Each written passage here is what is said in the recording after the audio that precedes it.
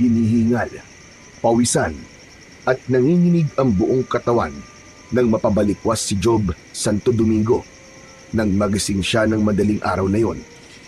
Napapitlag siya nang maramdaman niya ang mainit na kamay ng kanyang asawa na si Ruth sa kanyang braso.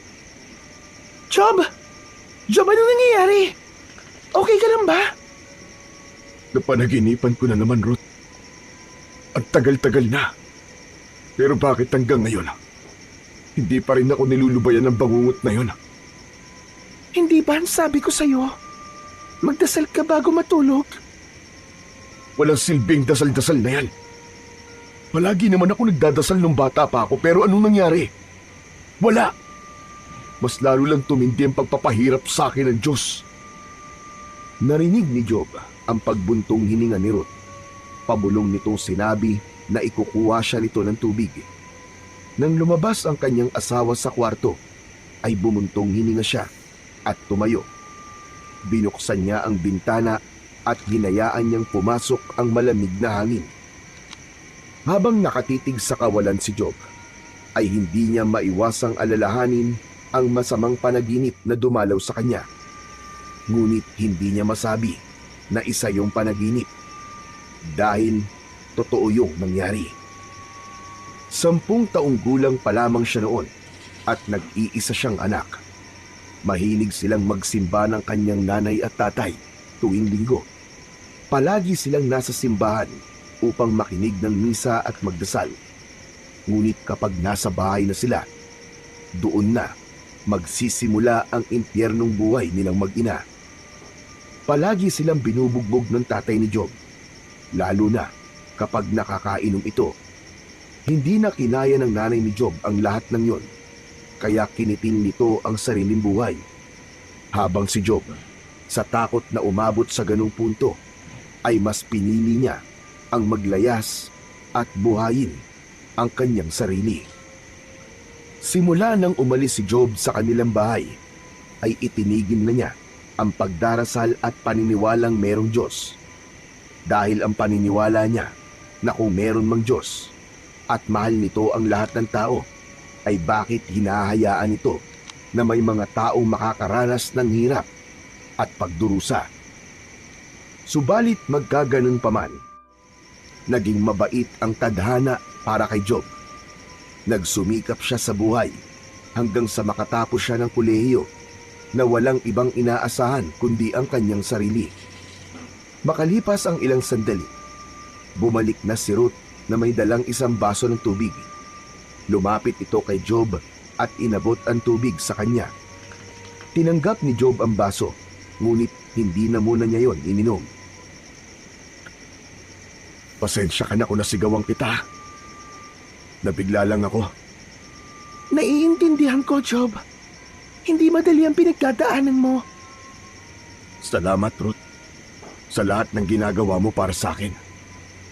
Sa pagiging maalaga mo at sa pagiging mapagmahal. Dahil deserve mo yon, Job. Deserve mo ang pagmamahal at pag-aalaga ko. Dahil ganoon ka rin sa amin ng anak natin. O siya, sige na. Matulog na tayo. Matamis na ngumiti si Job at ininom na niya ang tubig na ibinigay ng kanyang asawa. Agad siyang sumunod sa kanyang asawa sa kanilang kama. Pagkahiga ay niyakap niya si Ruth ng mahigpit. Nang yakapin siya ng kanyang asawa pabalik, ay walang hanggang kapayapaan ang kanyang naramdaman. Kinaumagahan, nang magising si Job, ay kagad niyang naramdaman ang init ng sinag ng araw na tumatagos mula sa bintana ng kanilang kwarto. Bumangon siya mula sa kama, nag-inat ng kaunti, at nagtungo na sa dining area. Nakita niya roon si Ruth na abala sa paghahanda ng almusal. Nakangiti itong lumingon sa kanya habang inilalapag ang mainit na sinangag sa mesa.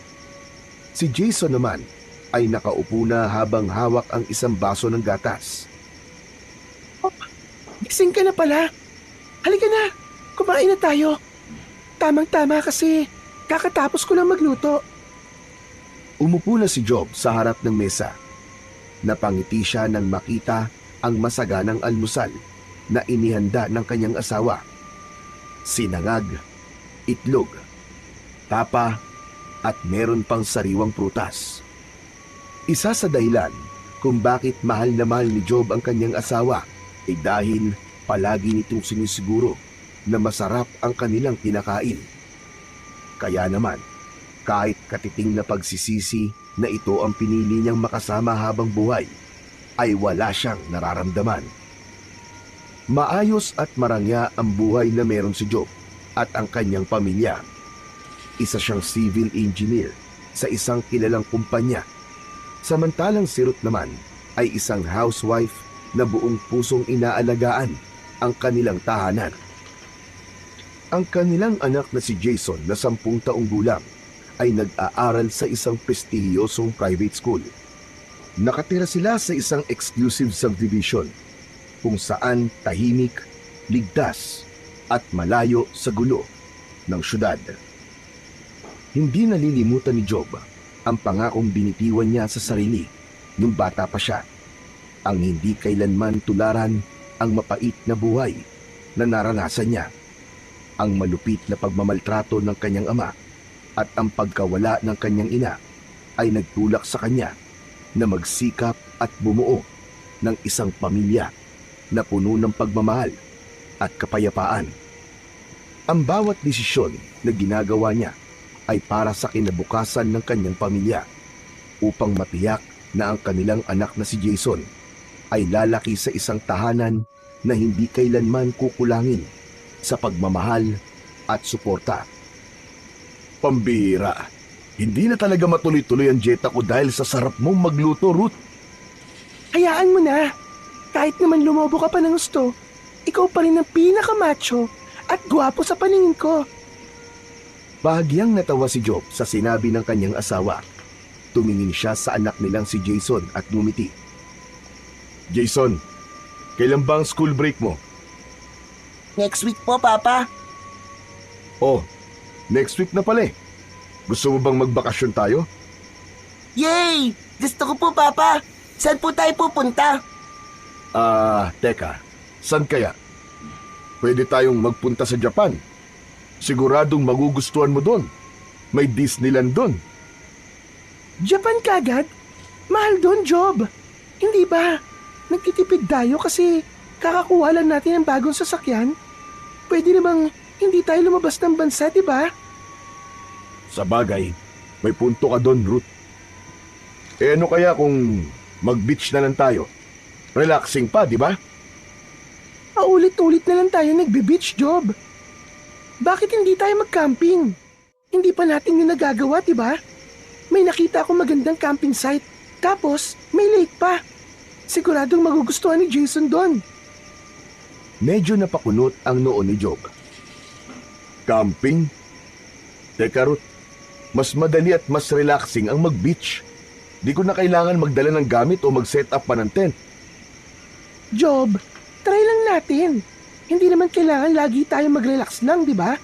Maganda rin yung may bonding experience tayo para sa atin, lalo na kay Jason.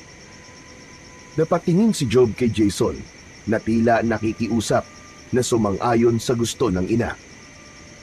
Jason, anak, gusto mo bang mag-camping? Oo, Papa. Gusto ko po makita yung lake na sinasabi ni Mama. Sige na nga, panalo na kayo. Magka-camping tayo. Saka wala naman akong magagawa kundi pumayag sa gusto nyo. Kayong dalawa ang boss ko eh. Natawa silang tatlo, ngunit habang tinititigan ni Job ang saya sa mukha ng kanyang mag-ina, bigla siyang nakaramdam ng kakaibang kaba. Hindi niya maipaliwanag, pero tila bumigat ang kanyang dibdib. Agad niya yung iwinaksi at baka dahil lang yun sa panaginip niya kagabi. Itinuloy na nila ang kanilang masayang agahan. Ngunit sa likod ng kanyang isipan, nananatiling naglalaro ang hindi maipaliwanag na nararamdaman. Nang sumunod na araw, ay nagpunta sina Job sa isang kilalang outdoor shop na nasa loob ng mall upang bumili ng mga kakailanganin nila para sa nalalapit nilang camping trip. Hawak ni Ruth ang isang listahan ng mga gamit na kailangang bilhin. Habang si Job naman ay tulak-tulak ang shopping cart na may nakalagay ng tent, sleeping bag, portable stove, at iba pang gamit. Si Jason naman ay naglalakad-lakad sa paligid habang nakatingin sa mga display ng camping lanterns at water bottles. Job, nakuha mo ba yung foldable chairs? Oo, Ruth. Nandito sa ilalim ng cart. Sigurado ka bang kailangan pa nito? Baka naman may upuan na dun sa campsite. Wala. Wala doon sa nabasa ko eh. Kailangan talaga natin magdala ng sariling upuan. Ayoko namang umupo sa lupa. Ah, ganun ba? Ano pa ba ang kulang? Yung cooler, para may paglalagyan tayo ng mga pagkain at inumin. Tumango si Job at iniwan sandali ang cart para kunin ang isang medium-sized cooler sa display. Pagbalik niya, naroon na si Jason na may hawak na maliit na flashlight. Papa, pwede bang bilhin natin to? Para may sarili po akong flashlight. Okay, Jason. Ilagay mo sa cart. Napangiti si Jason at agad na inilagay ang flashlight sa kanyang cart. Si Ruth naman ay abala sa pagkuha ng mga cooking utensils at collapsible water container. Pagkatapos ng halos 1 oras na pamimili, ay natapos din sila. Sakay na sila ng kanilang kotse pauwi ng bahay, habang si Jason ay masayang nagkikwento tungkol sa mga plano nito sa camping. Ngunit si Job, na hawak ang manibela, ay tahimik at malalim ang iniisip. Sigurado ka ba dito? Baka naman pwedeng sa ibang lugar na lang tayo magpunta. Siguro mas okay kung mag-beach na lang tayo o kahit sa isang resort. Rob, ano ka ba? Hindi na tayo pwedeng umatras, no? Nakabili na tayo ng mga gamit eh. Sayang naman kung hindi natin magagamit. Oo nga, pero... Ewan ko, Ruth. Parang hindi ako mapalagay eh. Huwag kang mag-alala, Job. Mag-e-enjoy tayo ron. Hindi naman laging kailangan nating mag-beach o mag-staycation eh. Magandang experience to para sa atin. Lalo na para kay Jason. Jason, anak? Excited ka na ba? Opo, Mama. Gusto ko na po makita yung lake. Ayan no, excited na si Jason. Huwag kang mag-alala, Job. Magiging masaya to. Napabuntong hininga si Job at muling ibinaling ang atensyon sa daan. Sa kabila ng mga sinabi ng kanyang asawa, hindi niya maiwasang muling maramdaman ang hindi maipaliwanag na kaba na bumabalot sa kanya mula nang mapagdesisyonan nila ang camping trip na yon. Dumating na ang araw ng pag-alis ni na Job para sa kanilang camping trip. Maagang nagising si Job kasabay ni Ruth upang tiyaking wala silang makakalimutan. Nakahanda na ang kanilang mga gamit: tent, cooler, sleeping bags, at iba't ibang camping essentials. Sa likod ng pickup truck, maayos na nakasalansan ang lahat ng yun. Ruth, sigurado ka bang nakuha mo na lahat? Yung tubig, pagkain, pati yung flashlight ni Jason. Oo, Job. Inanda ko ng lahat kagabi pa. Relax ka lang, okay? Papa, pwede po bang dalhin yung telescope ko? Baka may makita tayo ng mga bituin mamaya. O sige, Jason. Pero ingatan mo ha. Maya-maya pa ay sumakay na sila sa kanilang pickup truck. Si Job ang nagmaneho, habang si Ruth ay nasa passenger seat. Si Jason naman ay nasa likod ng sasakyan. Masigla ito at puro tanong kay Ruth tungkol sa kanilang pupuntahan. Makalipas ang halos 4 na oras na biyahe, ay narating na nga nila ang camping site at lahat sila ay namangha sa ganda ng tanawin doon. Meron doong malawak at malinis na lawa na napapalibutan ng luntiang kakahuyan. Kaunti lamang ang mga tao na naroon, kaya tahimik ang lugar. Grabe! Ang ganda naman dito, Job. Tignan mo yung tubig ng lawa, oh. Parang ang sarap lumangoy. Mama, Papa, pwede po ba tayo mag-swimming mamaya?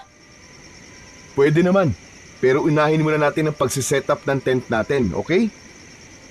Nawala ang kaba ni Job habang pinagmamasdan ang paligid. Parang isang paraiso ang lugar. Tahimik, maganda, at malayo sa ingay. Sinimulan na kagad nila ang pag-set up ng kanilang tent. Kinuha ni Job ang mga poste habang si Ruth at Jason ay tumutulong sa paghawak ng mga tela. Ngunit kahit na anong gawin nila, tila hindi nila maayos ang pagkakakabit. Habang abala sila sa kanilang ginagawa, may isang lalaking lumapit sa kanila. Malaki ang katawan nito, nakakap at may dalang backpack. Mukhang nahihirapan kayo dyan ah. Gusto niyo ba tulungan ko kayo? Napatingin si Job sa lalaki at agad na tumango. Nako, salamat pare. Medyo nalilito kasi kami dito eh. Agad na tumulong ang lalaki at sa loob lang ng ilang minuto, naitayo na nila ang tent. Salamat talaga pare ha. Kung wala ka, baka bukas pa namin natapos to. Walang ano man yun. Oo nga pala. Ako nga pala si Mike. Madalas ako mag-camping dito. Ako naman si Job pare. Asawa ko nga pala si Ruth. At ito naman ang anak namin, si Jason. Ang cute naman ang anak nyo. Sigurado mag-e-enjoy kayo dito. Tahimik at maganda ang lugar na ito. At kung gusto nyo ng kakaibang experience, subukan nyo mag-swimming sa lake. Ang sarap ng tubig dyan, lalo na kapag madaling araw. Salamat sa suggestion paring Mike. Oo nga pala. Gusto mo bang sumabay kumain sa amin? Salamat na lang, pero 3 araw na ako nagka-camping dito. Paalis na rin ako eh. Pero enjoy kayo rito ah. Sulitin yung lugar na to. Nagpaalam na si Mike at nagpatuloy sa paglalakad papunta sa kabilang bahagi ng campsite. Naiwan naman si Job na tila gumaan na ang pakiramdam dahil sa tulong na naibigay ng lalaki. Matapos yun, ay nagsimula na silang magluto ng pagkain nila. Si Ruth ang naghanda ng mga gulay at karne, habang si Job naman ang nag-set up ng mga portable stove. Si Jason naman ay masayang naglalaro sa paligid. Habang abala sila, muling napatingin si Job sa paligid.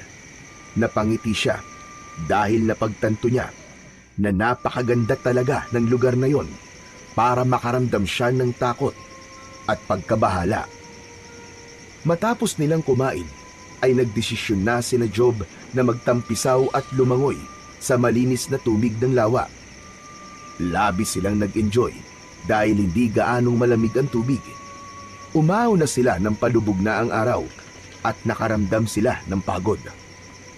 Tuluyan nang nawala ang pangamba ni Job at napalitan yon ng kasiyahan dahil kasama niya ang kanyang mag-ina sa ganong kagandang lugar habang sila ay puno ng kasiyahan.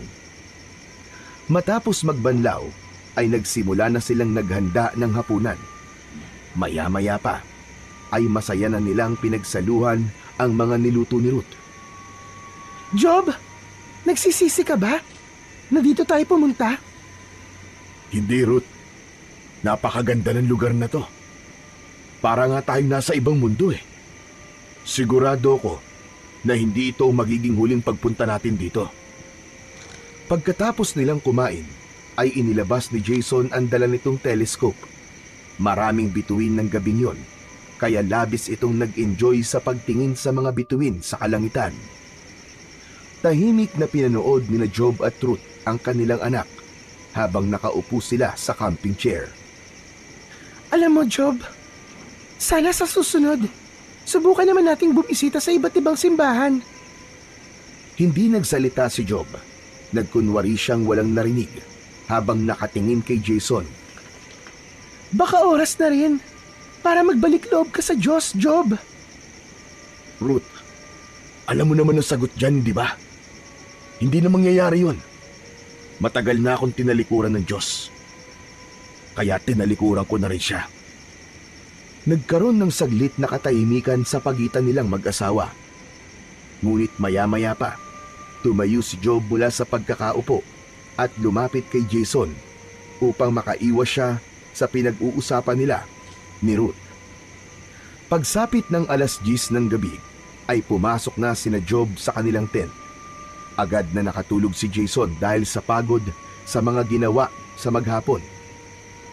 Hindi nagawang alisin ni Jason ang telescope na nakasabit sa leeg nito. Si Ruth naman ay abala sa pagbabasa ng isang libro, habang si Job ay nakatingin lamang sa kawalan at malalim ang iniisip. Maya-maya pa, naramdaman ni Job ang paggalaw ni Jason sa tabi niya. Bumukas ang mata nito at bumaling kay Ruth. Mama, naiihi po ko. Sige anak, sasamahan kita. Mag-iingat kayo ha. Huwag kayong lumayo. Tumayo si Ruth at kinuha ang flashlight na nasa itaas ng kanilang unan. Nang makalabas ang dalawa, ay bumalik sa isip ni Job ang naging pag-uusap nila kanina ni Ruth tungkol sa Diyos. Alam niya na matagal na siyang pinipilit ng kanyang asawa na magbalik loob sa Diyos. Pero sa kanya ay hindi niya na kailangang gawin yon. Masaya at kontento na siya sa buhay niya at hindi na niya kailangan ang gabay at salita ng Diyos para sa kanyang buhay. Lumipas ang ilang minuto, tumigil si Job sa pag-iisip at tumingin sa relo. Kalahating oras na ang lumipas, pero wala pa ring bumabalik na Ruth at Jason. Nakaramdam siya ng kakaibang kaba sa kanyang dibdib. Agad siyang tumayo at binuksan ang zipper ng tent. Wala siyang nakitang tao sa labas dahil lahat ay nasa loob ng kani-kanilang tent. Luminga sa paligid si Job, ngunit mas lalo siyang kinabahan dahil hindi niya nakita ang kanyang mag-ina. Maya-maya pa, mula sa madilim na kakahuyan, ay biglang lumabas si Ruth. Umiiyak ito at halatang balisa. Agad itong sinalubong ni Jason at hinawakan sa magkabila ang balikat. Ruth! Ruth, anong nangyari? Nasa si Jason? Job, nawawala si Jason. Nawawala ang anak natin. Ano? Paano nawawala? Nung nagpunta kami sa kakahuyan para umihi siya, ay medyo lumayo siya sa akin. Nalingat lang ako sandali. Tapos bigla na lang siya nawala sa paningin ko. Job, ang anak natin. Baka kung ano na nangyari sa kanya. Hanapin natin siya, Job. Hanapin natin siya. Halos hindi mapakali si Job ng mga sandaling yon. Kinakabahan na siya, pero pinilit niyang panatilihin ang pagiging kalmado para sa kanyang asawa. Huwag ka magpanik, Ruth. Huwag ka magpanik. Hahanapin natin siya, okay? Sigurado ako na nandyan lang siya sa malapit. Job, baka may masamang nangyari sa kanya. Huwag ka mag-isip ng ganyan. Okay lang ang anak natin. Hahanapin natin siya. Hahanapin natin siya, Ruth. Huminga ng malalim si Job at muling tumingin sa kakahuyan. Ang kadiliman na nakabalot doon ay nagbigay ng malamig na pakiramdam sa kanya. Ngunit alam niyang hindi siya pwedeng magpatalo sa takot. Kailangan matagpuan nila si Jason sa gabing yun. Agad na nagtungo sina Job at Ruth sa malapit na opisina ng mga staff ng camping site upang humingi ng tulong. Habang umiiyak si Ruth, ipinaliwanag naman ni Jason ang nangyari at kagad namang kumilos ang mga staff upang hanapin ang kanilang anak. Nag-organisa ang mga ito ng mabilisang paghahanap.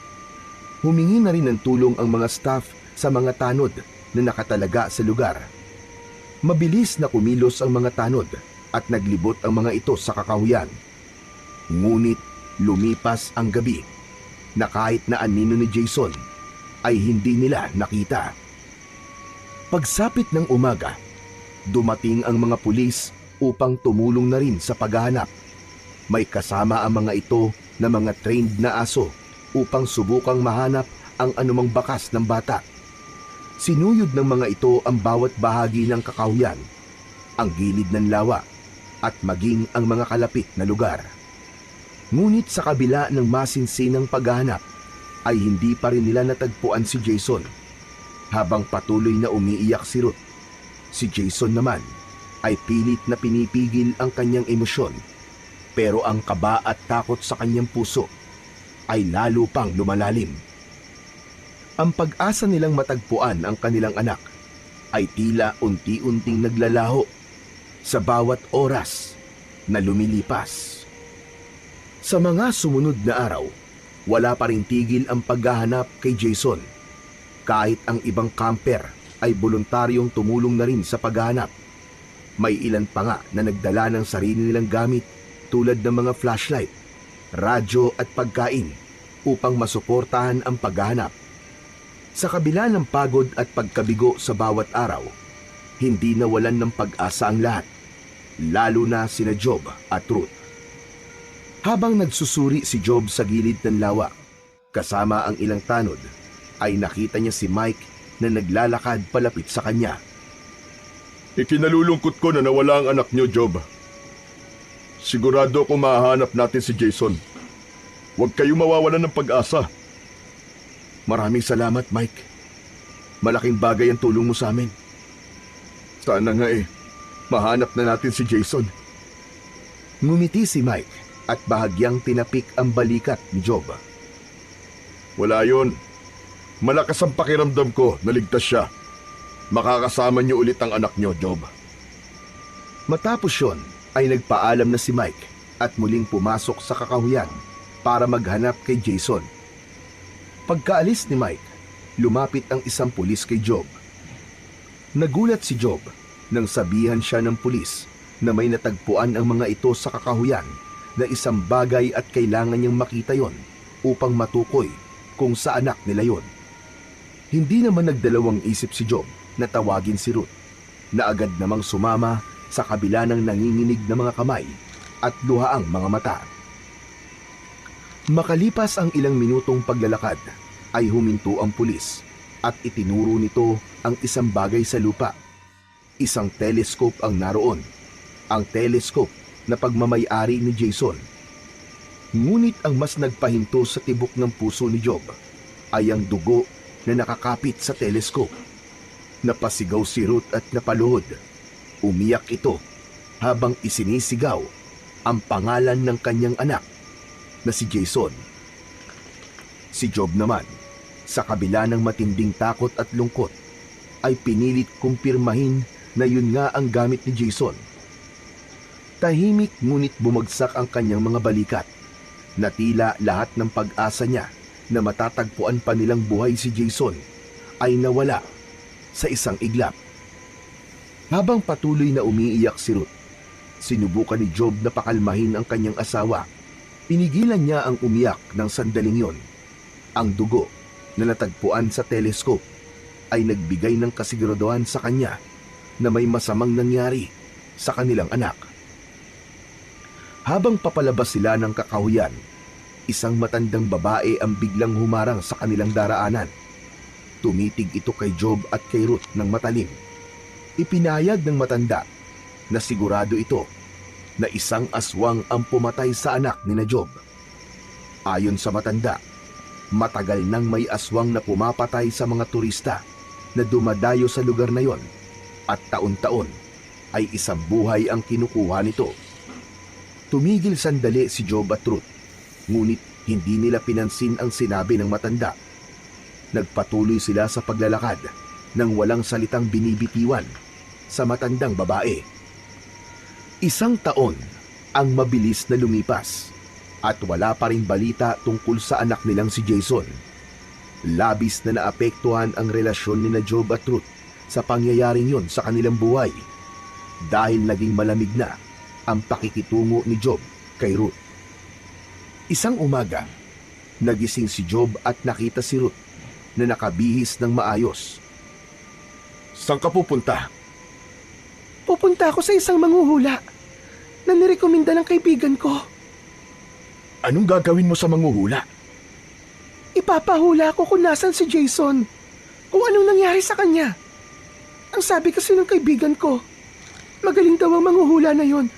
Job, baka siya na ang sagot para mahanap na natin ang anak natin. Hindi makapaniwala si Job sa sinabi ni Ruth. Matiim siyang tumitig sa kanyang asawa. Tigilan mo ang kalokohang yan, Ruth. Nag-aaksaya ka lang ng oras at pera. Tanggapin mo na lang na wala na ang anak natin. Wala na siya. Ganun lang ba kabilis at kadali para sa'yo natanggapin ang lahat, Job? Anong klase kang ama? Sa bagay, hindi na ako dapat magtaka. Simula na mawala si Jason, kahit isang beses, ay hindi ko nakitang umiyak ka. Sa tingin mo ba, ganun lang kadali para sa akin na tanggapin ang lahat, ha? Hindi porket hindi mo ako nakikitang umiiyak ay hindi na ako umiiyak, Ruth. Umiiyak din ako. Pero pinili kong huwag ipakita sa'yo para sa aking kakubuhan ng lakas. At yun ang mas masakit. Kasi sinusolo ko ang sakit na pinagdaraanan ko. Nangilid ang luha ni Ruth, habang si Job naman ay tumalikod dahil nararamdaman niya na anumang sandali ay babagsak na ang kanyang mga luha. Malalaki ang mga hakbang na nagtungo siya sa kwarto nila at isinarado niya ang pinto. Pagpasok ni Job sa kwarto, agad niyang napansin ang altar na matagal nang naroon. Araw-araw ay nagdarasal doon si Ruth. Sa gitna ng altar ay nakatayo roon ang isang ribulto ng Poong Hesukristo. Matalim ang mga mata na lumapit si Job sa altar. Nakatuon ang mga mata niya sa ribulto. Kung totoo ka at ang sinasabi mong ama, bakit hinayaan yung mawala ang anak ko? Bakit hindi niyo siya pinutrektahan? Galit ba kayo sa akin? Kasi hindi ako naniniwala sa inyo. Pinaparusahan niyo ba ako? Pero sana kung galit kayo sa akin, ako na lang ang sinaktan niyo at hindi niyo sana tinamay ang anak ko. Hindi na nakaya ni Job na pigilan pa ang kanyang mga luha. Sumabog na yon sa kanyang mga mata. Unti-unting napaluhod si Job sa harap ng altar.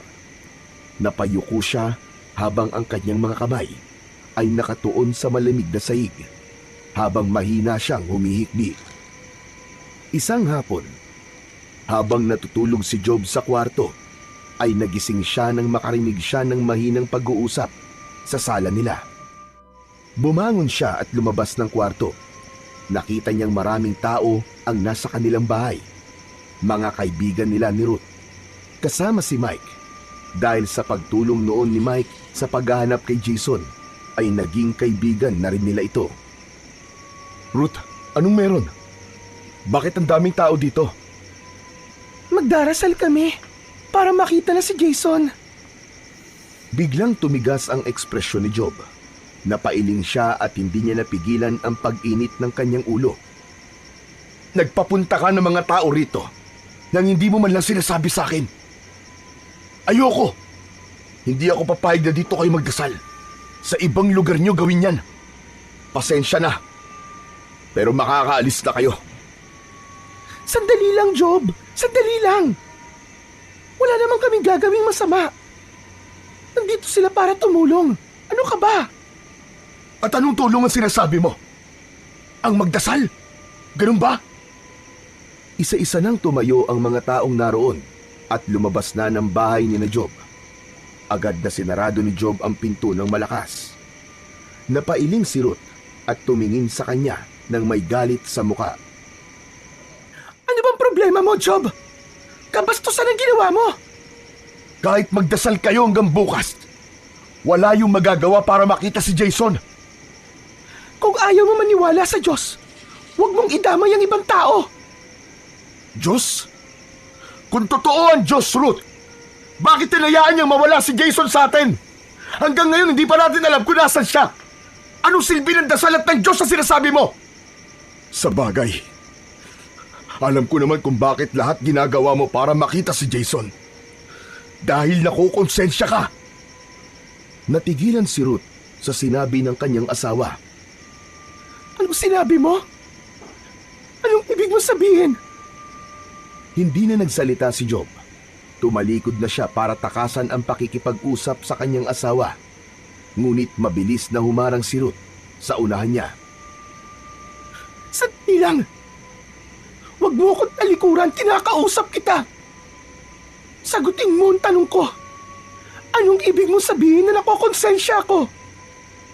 Nakokonsensya ka Kasi alam mo sa sarili mo na ikaw ang may kasalanan kung bakit nawala ang anak natin.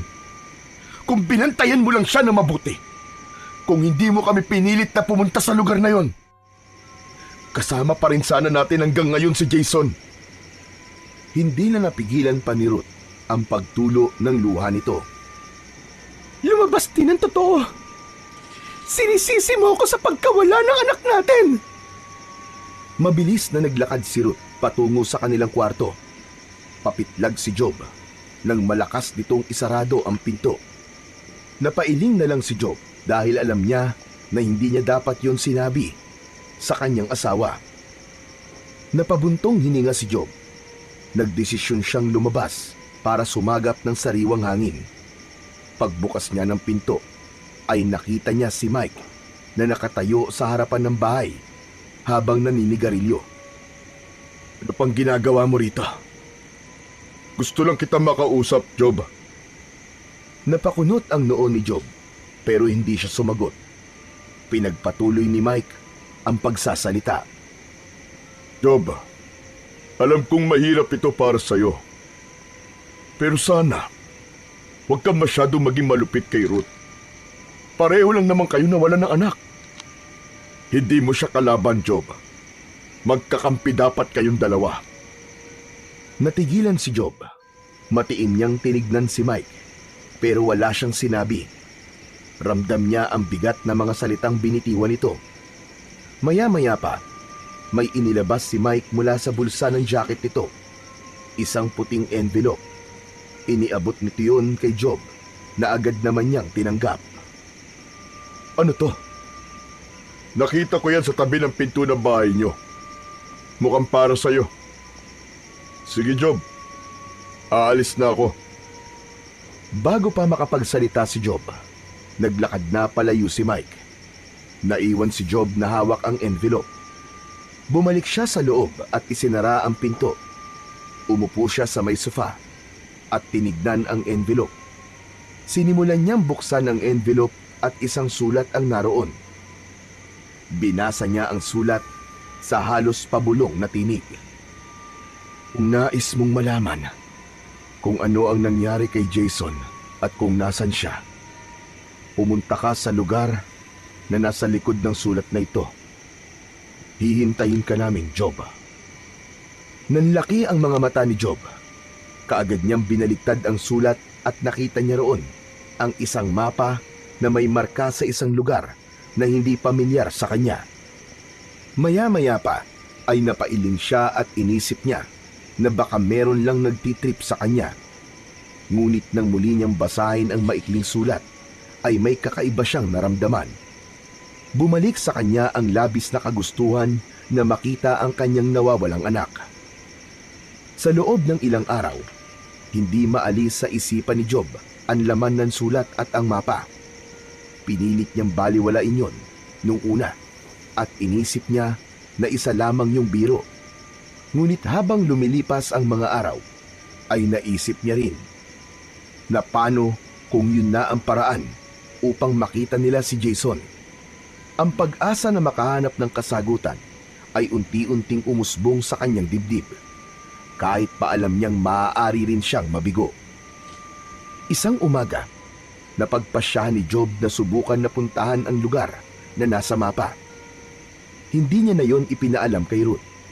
Kinuha niya ang susi ng kanyang pick-up truck at tahimik na lumabas ng bahay. Nang makasakay siya sa pick-up truck, ay agad niya yung pinaandar. Habang nagmamaneo si Job, paulit-ulit niyang iniisip kung ano ang naghihintay sa kanya sa lugar na nasa mapa. Maya-maya pa ay kumagat na ang dilim at tanging ilaw ng kanyang headlights ang nagbibigay liwanag sa madilim na kalsada na kanyang tinatahak. Wala nang kabahayan sa lugar na yon at puro naglalakihang puno ang nasa gilid ng kalsada. Sinilip ni Job ang mapa na nakapatong sa passenger seat upang tiyaking nasa tamang direksyon siya. Ngunit nagulat siya nang ibalik niya ang tingin sa unahan. Isang batang lalaki ang biglang lumitaw sa unahan niya. Mabilis na kinabig ni Job ang manibela pakanan at sa sobrang bilis ng pangyayari Naramdaman niya ang pag-ikot ng kanyang sasakyan papunta sa gilid ng daan. Napasigaw siya nang makita niya ang isang napakalaking puno na mababangga niya. Nagmamadali niyang inapakan ang preno at tumigil ang sasakyan ilang pulgada lang ang layo mula sa puno. Napalunok si Job at ramdam niya ang mabilis na tibok ng kanyang puso. Sigurado siya na kung bumangga siya sa punong yon, ay malaki ang posibilidad na mamatay siya. Napasandal siya sa upuan at pumikit. Salamat po, Diyos ko. Salamat. Hindi. Hindi ako dapat magpasalamat sa iyo. Kung may dapat man akong pasalamatan, yun ay walang iba kundi ang sarili ko. Ako ang tumapak sa preno. Ako ang nagligtas sa sarili ko. Wala kang kinalaman dito. Mabilis siyang umayos ng upo at hinawakan muli ang manibela. Ibinalik ni Job ang sasakyan sa kalsada at muling nagpatuloy nang hindi niya nakita kung saan napunta ang batang lalaki na muntik na niyang mabangga. Habang tumatakbo ang pick-up truck niya, isang bagay lamang ang malinaw sa kanya. Hindi siya titigil hanggat hindi niya nalalaman ang katotohanan tungkol sa pagkawala ng kanyang anak. Madaling araw na pero nagmamaneho pa rin si Job. Ayon sa mapa ay malapit na siya sa kanyang destinasyon. Lumiko siya sa isang lugar, hindi sementado at ang nasa gilid ay mga nagtataasang mga puno. May konting kaba siyang naramdaman, ngunit alam niyang hindi siya pwedeng umatras ng sandaling yon. Pagkalipas lamang ng ilang minuto, natanaw niya ang bahay na nasa dulo ng daan. Isa yung malaking bahay na gawa sa kahoy. Meron yung simpleng disenyo. Sa harap ng bahay ay may maayos na hardin at isang lawa na kumikislap sa liwanag ng buwan. Napalunok si Job. Biglang nagbalik sa kanyang alaala ang lugar kung saan nawala si Jason dahil may lawa rin doon. Para bang sinadyaan lahat ng yon upang pukawin ang sakit na pilit niyang kinakalimutan. Huminto si Job sa harapan ng bahay. Pinatay niya ang makina ng sasakyan at bumaba. Nilapitan niya ang pinto ng bahay at nang akmang kakatok siya ay biglang bumukas ang pinto. Bahagya siyang nagulat ng isang matandang lalaki na may maaliwalas na mukha ang bumungad sa kanya. Puro puti na ang buhok nito. Di na pa kita hinihintay. Sino ka? Ikaw ba nagpadala ng sulat na ito? Ipinakita ni Job ang sulat sa matandang lalaki. Ako si Nathaniel. Pumasok ka muna. Ganyan ka ba talaga? Basta mo nalang papapasukin ng kahit na sino sa bahay mo, kahit hindi mo kilala? Lahat ay welcome sa tahanan ko. Masamang tao, mabuti, at kahit na kriminal. Lahat kayo ay maaaring pumasok dito. Wala nang nasabi si Job. Tumuloy siya sa loob ng bahay.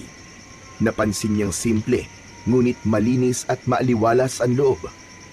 Pinaupo siya ni Nathaniel sa isang malambot na sofa. Ayaw mo na bang sagutin ang tanong ko? Ikaw ba nagpadala ng sulat?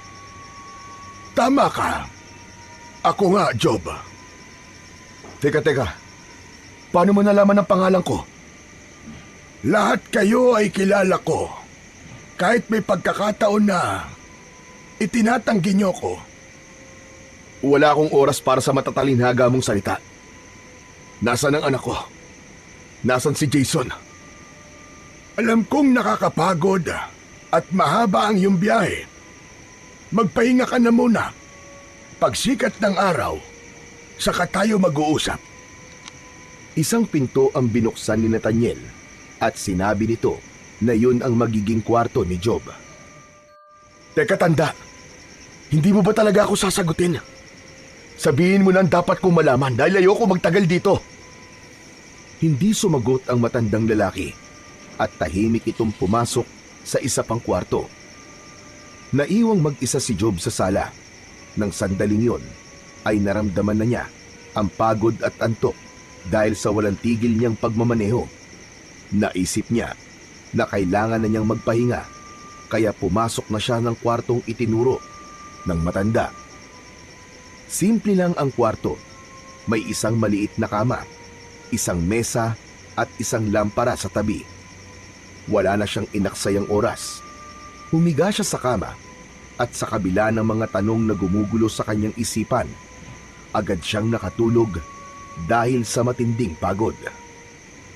Maliwanag na nang magising si Job. Bumangon siya mula sa kama at lumabas ng kwarto. Sa paglabas niya, ay agad siyang nagtungo sa kusina. Nagulat siya nang makita si Nathaniel na nakaupo na may kasamang binata at isang batang lalaki. Akala ko ba mag-isa ka lang nakatira dito? Wala akong natatandaan na sinabi ko na mag-isa ko rito. Halika, maupo ka at mag-almusal muna. Sabihin mo na kung ano ang nalalaman mo tungkol sa pagkawala ng anak ko para makaalis na ako. Nakikiusap ako sa'yo. Maraming tao ang hindi marunong sumunod, kaya madalas ay napapahamak. Sige na, Job. Maupo ka na muna. Walang nagawa si Job kundi ang sumunod. Umupo siya sa nag-iisang bakanting upuan. Agad na ipinakilala ni Nathaniel ang dalawa pang naroon. Ito ay si Christopher. Siya ang hardinero sa aking tahanan. At ang batang yan naman ay si Nicolas. Ngumiti ang dalawa sa kanya, ngunit tila may kakaibang pakiramdam si Job habang pinagmamasdan ang mga yon. May hindi maipaliwanag na enerhiya sa paligid. Maya-maya pa ay nagsimula na silang kumain. Tahimik lang si Job at mabilis niyang tinapos ang pagkain. Tapos na akong kumain. Sabihin mo na kung ano ang nangyari kay Jason. Nakangiti lamang si Nathaniel at hindi sumagot. Mas lalong nainis si Job sa pananahimik ng matanda. Pinaglalaroan niyo ba ako? Kung wala kayong sasabihin, aalis na ako. Bakit ba ako naniwala sa inyo? Bakit ba ako nagpunta rito sa lugar na ito? Naglakad si Job palabas ng kusina, ngunit bigla siyang natigilan nang marinig ang tinig ni Nathaniel. Alam namin kung nasa ng anak mo. Alam din namin kung ano nangyari sa kanya. Natigilan si Job at dahan-dahang humarap pabalik. Nakatingin siya kay Nathaniel, ngunit si Christopher ang nagsalita. Alam din namin kung sino ang responsable sa pagkawala ng anak mo. Bumalik si Job sa pagkakaupo at seryosong tumingin sa tatlo. Sige, ipaliwanag niyo ng lahat.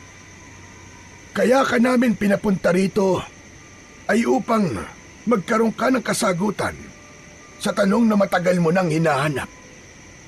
Kung ano ang nangyari kay Jason nung gabing nawala siya at kung nasaan siya ngayon. At kung sino ang dahilan ng pagkawala niya. Ngunit kailangan mo manatili rito ng 40 araw bago namin ibigay sa iyo ang mga kasagutan. Ano? 40 araw? Gusto niyo ako manatili dito ng ganong katagal? Aba, para saan? Job, hindi mo makukuha ang sagot na hinahanap mo sa paraang madali. Ang mga tanong na mabigat ay nangangailangan ng panahon at paghahanda bago masagot. Ang lahat ng bagay ay isang proseso, Job.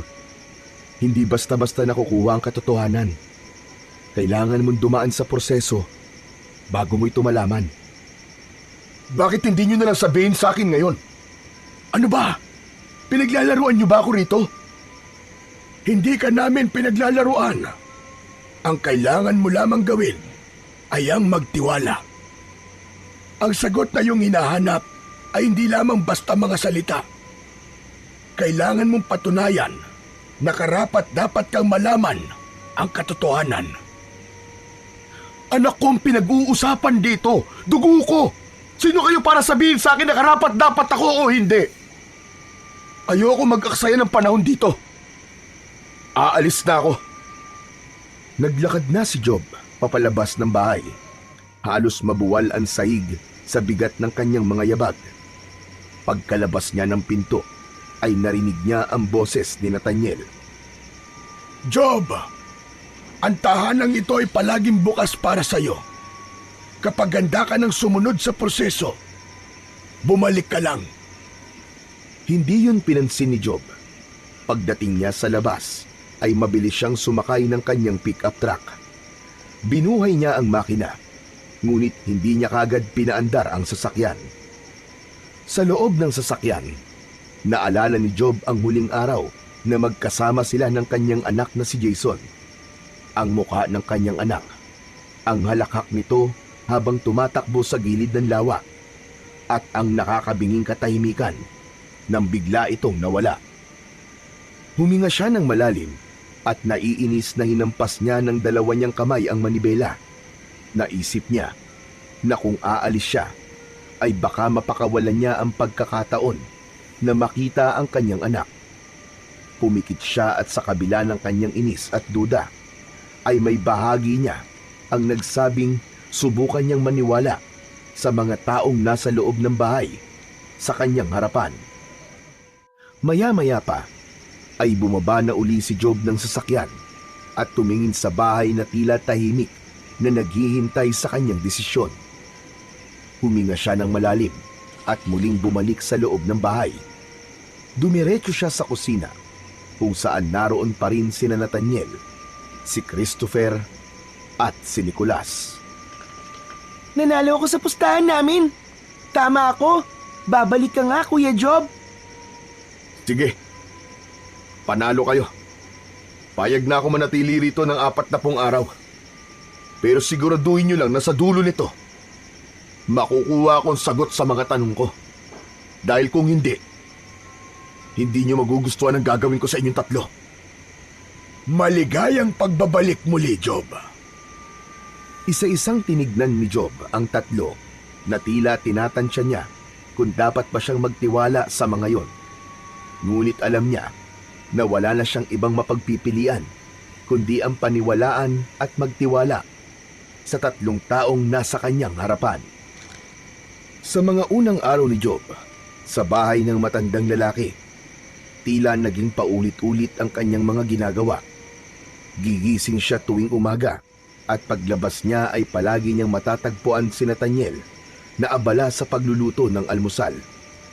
Kapansin-pansin ang katahimikan ng bahay na parang merong misteryo sa bawat sulok noon. Pagkatapos kumain, lalabas siya upang maglakad-lakad sa malawak na bakuran. Sa kanyang pag-iikot, madalas niyang makikita si Christopher na inaalagaan ang mga bulaklak. Maingat nitong tinatanggal ang mga duyong dahon at maingat na dinidiligan ang mga tanim. Sa kabilang banda, si Nicolas ay madalas na naglalaro sa ilalim ng araw. Kung minsan ay tumatakbo ito palibot sa bakuran. Dala ang laruan nitong isang kotse na gawa sa kahoy. Palagi itong masaya at tila walang inaalala. Hindi rin nagtangkapang mag-usisa o magtanong si Job tungkol kay Jason dahil alam niyang wala siyang makukuwang sagot mula sa tatlo. Sa halip, tinanggap niya na kailangan niyang maghintay kahit pa puno pa rin siya ng pagdududa at pagkabagot. Isang hapon, nang lumabas si Job sa kanyang kwarto, ay napansin niya na bahagyang nakabukas ang pinto ng kwarto ni Nicolas. Nakita niya si Nicolas na nakaupo sa sahig habang abala sa pagbuo ng isang malaking jigsaw puzzle. Nakakalat ang mga piraso sa paligid ni Nicolas at kitang-kita sa mukha nito ang hirap sa ginagawa. Lumapit si Job sa pintuan at hindi niya naiwasang makita kay Nicolas si Jason dahil halos kaedad lang nito si Jason nung nawala ito. Marahang kumatok si Job sa pinto. Napahinto naman si Nicolas sa kanyang ginagawa at napatingin kay Job. Nag-alangan siyang ngumiti sa bata. Pwede ba akong pumasok? Ngumiti si Nicolas at tumango. Pumasok na si Job at naupo sa sahig sa tapat ng bata. Pinagmasdan niya ang kalat ng mga piraso ng puzzle. Ang dami niya na. Hindi ba mahirap yan sa batang kagaya mo? Hindi sumagot si Nicolas, pero ipinagpatuloy lang nito ang pagbuo ng puzzle. Tulungan na kita. Gusto mo? Sige po, Kuya Job. Kanina pa po kasi ako rito pero hindi ko po mabuo-buo. Kinuha ni Job ang ilang piraso ng puzzle at sinimulang hanapin kung saan dapat nakalagay ang mga yon. Bahagya siyang natigilan nang muling nagsalita si Nicolas. Mahirap po talaga kapag ganito po karami ang piraso ng puzzle, no? Minsan nga po, sa sobrang hirap ay susuko ka na lang. Kaya hindi po talaga para sa mainipin ng pagbuo ng jigsaw puzzle. Napatingin si Job kay Nicolas. Hindi niya inasahan ang lalim ng mga salitang lumabas mula rito. Tinignan niya si Nicolas, pero nakatuon pa rin ang bata sa puzzle. Parang wala itong mali siya sa sinabi nito. Ngunit ramdam ni Job ang bigat ng bawat salitang binibitiwan nito. Minsan naman po, makakakita ka po ng mga piraso na mukhang magkakasya. Pero hindi po pala siya rin nakapwesto. Hinawakan ni Nicolas ang isang piraso at pilit na inilagay sa tabi ng isang piraso ng puzzle. Pero hindi yun tumugma roon. Napabuntong hininga ito at inilapag na lang ulit sa sahig ang hawak na piraso ng puzzle. Si Job naman ay tahimik lang. Pakiramdam niya ay paulit-ulit sinasaksak ang dibdib niya sa mga sinabi ni Nicolas. Nagpatuloy sila sa kanilang ginagawa. Isa-isa nilang pinagtagpo ang mga piraso. Ilang saglit pa, muling nagsalita si Nicolas. Kuya Job, alam niyo po ba na ang pagbuo po sa jigsaw puzzle ay parang paghahanap sa sarili? Kailangan mo magtiyaga, pero higit doon, kailangan mo maging matalino sa piraso ng puzzle na nakikita mo. Minsan kasi, akala mo tama na, pero mali naman pala. Halos hindi na makahinga si Job. Tila ba ang bawat piraso ng puzzle na kanilang hawak ay may kasamang paalala tungkol sa kanyang sariling buhay. Ang mga bagay na pilit niyang tinatakasan, ngunit laging bumabalik. Tignan mo kuya oh, nakakatuwa no? Ang liit lang ng mga piraso ng puzzle na ito. Pero kahit maliit ang mga ito, kailangan natin to para makita natin ang mas malaking larawan at para maging buo ang puzzle. Hindi pa rin makapagsalita si Job. Pakiramdam niya ay hindi na jigsaw puzzle ang tinutukoy ni Nicolas, kundi mismong si Job. Para bang pinipilit ng bata na ipamukha sa kanya ang mga bagay na matagal niya nang kinalimutan.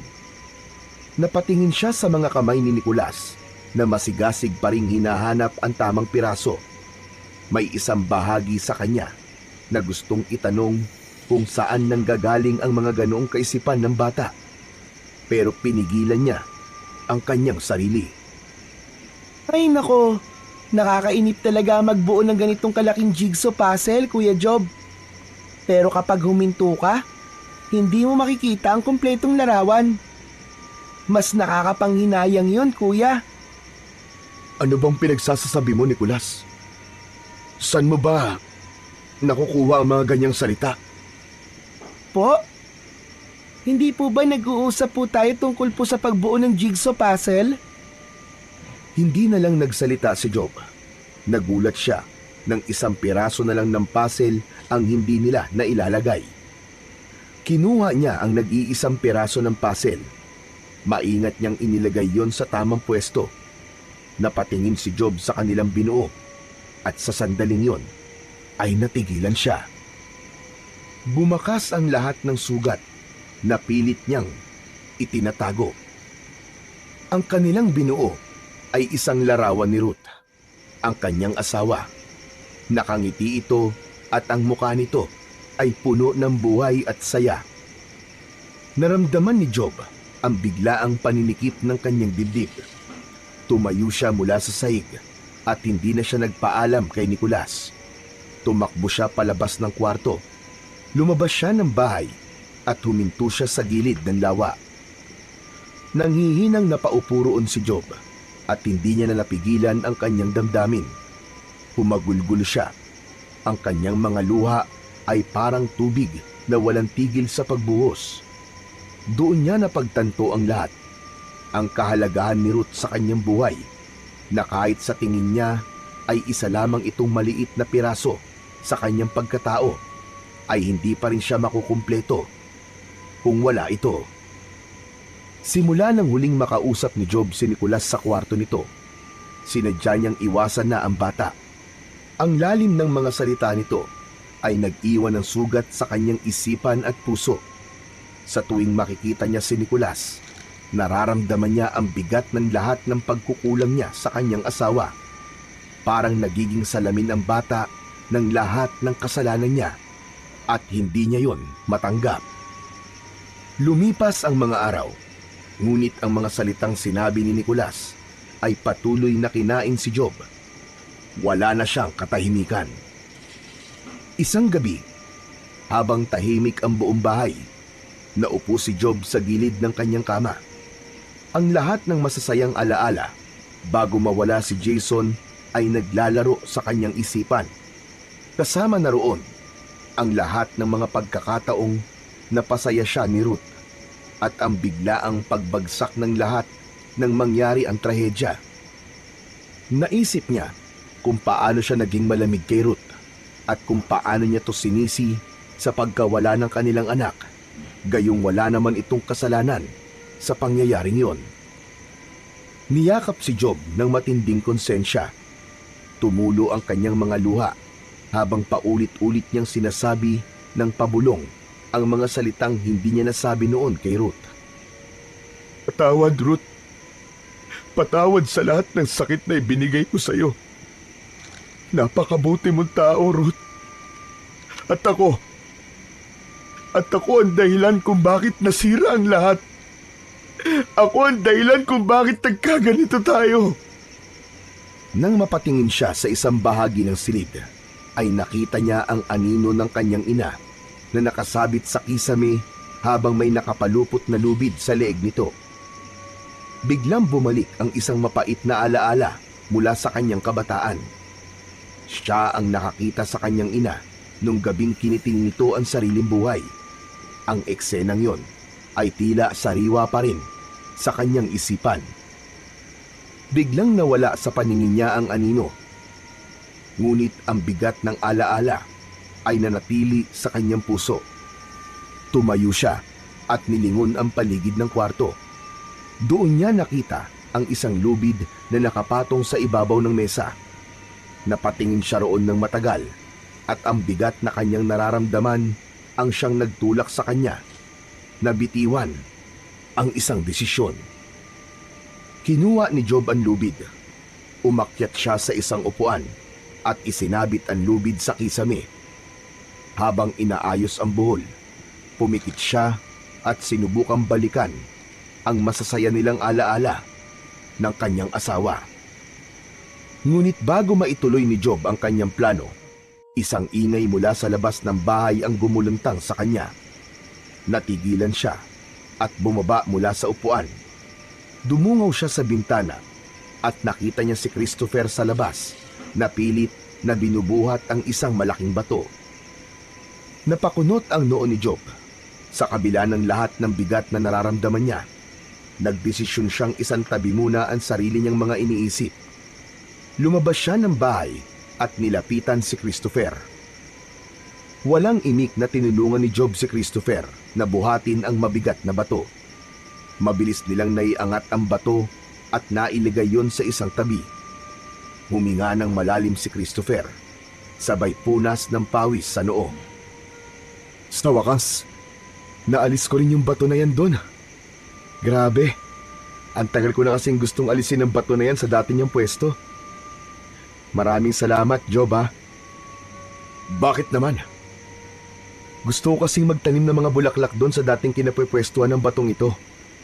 Kailangan talaga kasing alisin ang mabigat na nakaharang para makapagsimula ulit ng mas maganda. Napabuntong hininga si Job. May kung anong tumusok sa puso niya sa sinabi ni Christopher. Parang hindi lang tungkol sa bato ang tinutukoy nito, kundi pati na rin sa kanya. Pero bakit kung kailang gabi, tsaka mo pa ginagawa to? Di ba pwedeng bukas na lang? Masyado kasi ako maraming ginagawa eh. May mga bulaklak pa sa likod ng bahay na kailangan kong ayusin. Baka gusto mo akong tulungan. Hindi na hinintay ni Christopher na sumagot si Job at nauna na itong nagtungo sa likod ng bahay. Napailing si Job at napilitan siyang sumunod kay Christopher. Pagdating nila sa likod ng bahay, nakita niya ang maraming tuyong dahon sa mga halaman. Isa-isa nilang sinimulang alisin ang mga yon. Alam mo, Job, ang paghahalaman ay nangangailangan ng pasensya. Hindi mo pwedeng madaliin ang proseso. Kailangan ng oras upang ang mga punla ay umusbong at tumubo. Parang buhay lang.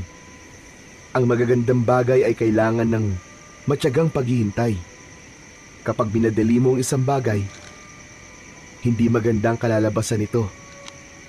Bakit mo sinasabi ang mga bagay na yan? Para ka matanda ko magsalita. Sa'yo ba nagmana si Nicolas? Hindi mo ba napansin? Para ka ring halaman minsan.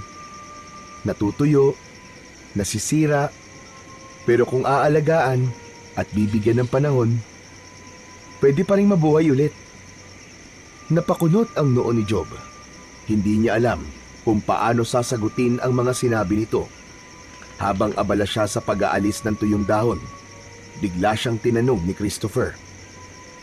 Kuya Job, bakit may tinatanggi na kilala mo si Jesus? Nabitiwan ni Job ang hawak na dahon. Natigilan siya at napatingin kay Christopher. Teka, paano mo nalaman yan? Kilala ka namin, Job. Higit pa sa pagkakakilala mo sa iyong sarili. Matagal ko nang kinalimutan yung Diyos na sinasabi mo. Wala na akong pananampalataya. Alam ko naman na kinalimutan niya rin ako. Alam mo, Job, hindi niya tayo kailanman kinakalimutan. Tayo ang lumalayo. Tayo ang bumibitaw. Pero palagi siyang nandyan. Naghihintay sa pagbabalik mo. Hindi ko na rin paniniwalaan na may Diyos pa. Kung totoo siya, bakit niya hinayaang mawala ang anak ko, Christopher? Anong klase siyang ama na gagawin ng ganong kasakit na bagay sa kanyang anak? Ang mundo'y puno ng sakit at paghihirap. Pero hindi naman ibig sabihin nun ay wala ng Diyos. Tumingin ka sa paligid mo, sa mga bituin, sa mga halaman, sa hangin na nalalanghap mo. Lahat ng yan ay patunay na may Diyos na nagmamahal sa ating lahat. Hindi na kinaya ni Job ang mga sinasabi ni Christopher. Parang may kung anong gumigising sa kanyang puso, ngunit ayaw niyang harapin yon. Tumayo siya at iniwan si Christopher. Habol niya ang kanyang paghinga nang bumalik siya sa kanyang kwarto. Pagpasok niya sa kanyang silid, napansin niyang wala na ang lubid na isinabit niya kanina sa kisame. Naghanap siya sa paligid, ngunit hindi niya na talaga yon nakita pa. Napaupo siya sa gilid ng kama at muling naguguluhan. Sa kabila ng lahat, may kung anong bumabagabag sa kanya. Isang boses na tila nangungusap mula sa loob niya na matagal niya nang hindi naririnig. Sa mga sumunod na araw, hindi na lamang si Nicolas ang iniiwasan ni Job, kundi pati na rin si Christopher. Pinilit niyang huwag pansinin ang presensya ng dalawa. Kahit pa madalas niyang makitang si Christopher ay nangangailangan ng tulong kapag may ginagawa ito sa hardin. Hindi niya maintindihan kung paano tila alam ng dalawa ang lahat ng bagay tungkol sa kanya, ang mga lihim na hinaharap niya at ang mga sugat na iniingatan niyang itago sa loob ng napakahabang panahon. Bawat araw na lumilipas ay binibilang ni Job. Nang dumating ang 30 araw niya sa bahay ni Nathaniel, ay hindi siya makapaniwalang ganun na katagal ang inilagi niya roon. Sa isip niya, tiyak na nag-aalala na si Ruth sa kanya. Ngunit sa kabila ng lahat, pinili pa rin niyang manatili doon. Pinangako niya sa kanyang sarili na tatapusin ang 40 araw. Ngunit habang palapit ng palapit ang pagtatapos ng pananatili niya roon, ay lalong bumibigat ang kanyang pakiramdam na parang may bagay na hindi pa niya maharap o maunawaan. Isang gabi, habang mahimbing na natutulog si Job, ay dinalaw siya ng isang panaginip. Sa kanyang panaginip, ay naglalakad siya sa gitna ng isang madilim na kakahuyan. Maya-maya pa, narinig niya ang boses ni Jason na tinatawag siya. Nakita niya si Jason na nakatayo ilang di pa lang ang layo sa kanya. Lalapitan niya sana ito, ngunit hindi niya magawang iangat ang kanyang mga paa sa lupa. Hindi nagtagal, isang malahalimaw na nilalang ang lumabas mula sa likod ng isang malaking puno. Sa isang iglap, tinangay ng halimaw si Jason. Halos mabaliw si Job sa takot. Pinilit niyang igalaw ang kanyang mga paa, ngunit hindi siya makakilos. Nagising si Job na pawis na pawis. Pilit niyang inalis sa isip niya ang naturang panaginip, pero hindi siya nagtagumpay. Doon niya napagtanto na may kasalanan din siya sa pagkawala ng kanilang anak. Tumayo si Job mula sa kanyang kama at kinuha ang kahan ng sigarilyo at lighter mula sa drawer. Tahimik siyang lumabas ng bahay at dumiretso siya sa gilid ng lawa. Sinindihan niya ang isang stick ng sigarilyo, ngunit bago pa man siya makahit-hit ng usok mula roon, ay may biglang kumuha sa sigarilyo mula sa kanyang kamay. Napaatras siya sa gulat. Paglingon niya, ay nakita niya si Nathaniel na walang imik na itinapon sa lawa ang sigarilyo. Walang maitutulong ang sigarilyo sa nararamdaman mo ngayong gabi. Hindi ka ba makatulog? Oho. Kayo, bakit gising pa rin po kayo? Hindi rin ho ba kayo makatulog? Hindi ako natutulog, Job. Sinisiguro ko na lahat ay napapakinggan ko. Bahagyang natawa si Job sa sinabi ni Nathaniel at inisip niya na nagbibiro lamang ito. Sinabi ni na Christopher at Nicolas sa akin na iniiwasan mo raw sila. Totoo ba yun? Dahil ang dami po nilang sinasabi na wala namang kabuluhan. Wala ba talagang kabuluhan ang sinasabi nila? O baka naman hanggang ngayon, tinatakasan mo pa rin ang katotohanan at ayaw mong harapin ang sakit na nariyan sa loob mo. Hindi sumagot si Job. Tila umurong ang dila niya sa sinabi ni Nathaniel. Alam kong nasasaktan ka pa rin, Job. At kapag nasasaktan ng isang tao, nawawala ang kapasidad niya para magmahal. Kaya siguro, mas pinipili mong umiwas sa lahat ng ito. Wala akong oras para sa ganitong usapan. Sige na, matutulog na ako. Tinalikuran ni Job si Nathaniel at nagsimulang maglakad pabalik sa bahay. Ngunit bago pa siya makalayo, nagsalita muli si Nathaniel. Naiintindihan kita, Job. Dahil kapag nasasaktan ng isang tao, ay maraming hindi magagandang nangyayari sa kanyang buhay. Hindi na niya nakikita ang Diyos. Kagaya mo, nakatuon ang pansin mo sa masasakit na nangyayari sa buhay mo. Kaya hindi mo nakikita kung ano ang totoong plano ng Diyos para sa iyo. Natigilan si Job. Saglit siyang nanatili sa kanyang kinatatayuan bago muling bumaling kay Nathaniel. Ang kanyang ekspresyon ipunong-puno ng inis at hinanakit nang naglakad siya pabalik kay Nathaniel. Walang Diyos, Nathaniel! Walang Diyos! Meron, Job. Meron. Kung meron Diyos, nasan siya nung gabi may masamang nangyari kay Jason? Nasan siya nung binubugbog ako ng tatay ko? Nasan siya nung kailangan namin siya? Sabihin mo sa akin! Sabihin mo sa akin, Nathaniel! Nasan ang Diyos? Hinayaan lang niya mangyari ang lahat ng yun. Walang ginawa ang Diyos, kundi magparusa. Job, Kailangan mong palayain ang sarili mo mula sa sakit na pinapasan mo. Oo, alam kong mahirap. Pero masisimulan mo yon sa pagbabalik loob mo sa Kanya. At ang unang hakbang ay ang pagtanggap sa mga hindi magagandang nangyari sa buhay mo. Hindi totoong pinabayaan ka ng Diyos, Job.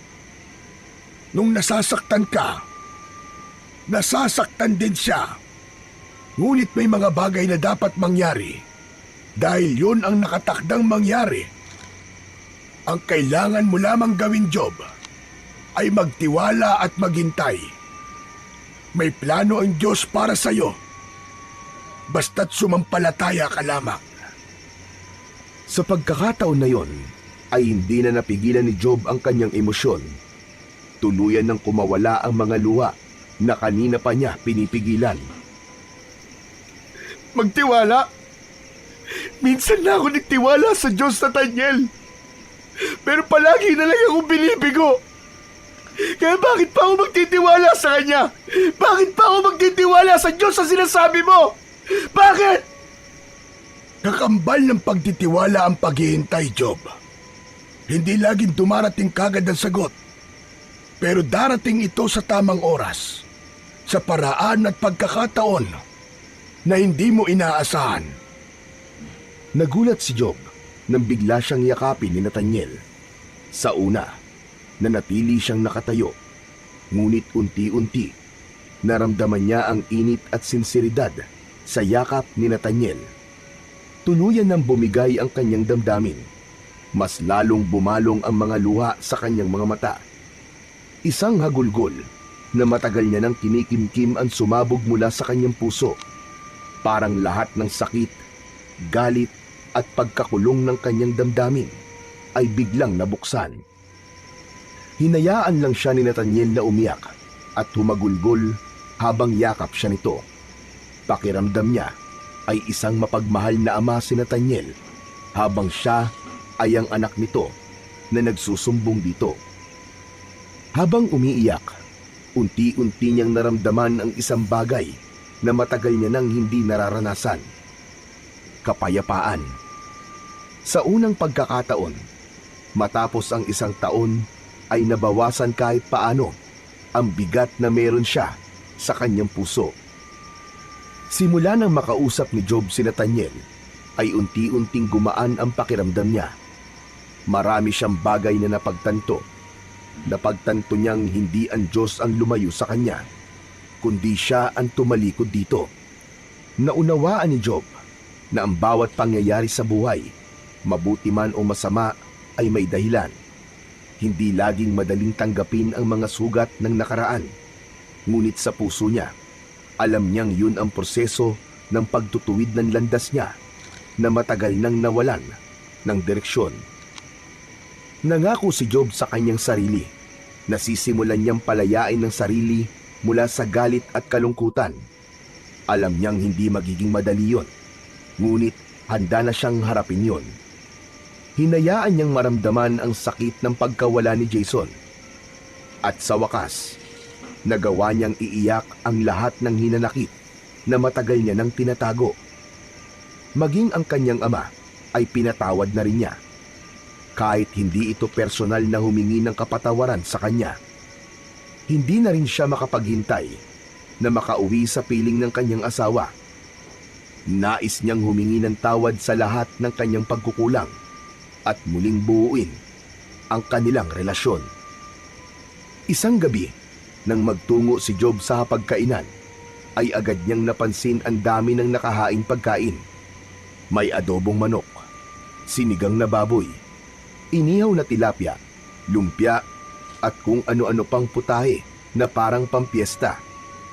Tinignan niya si Nathaniel na tahimik na naglalagay ng sabaw sa mangkok. Ang daming pagkain ha.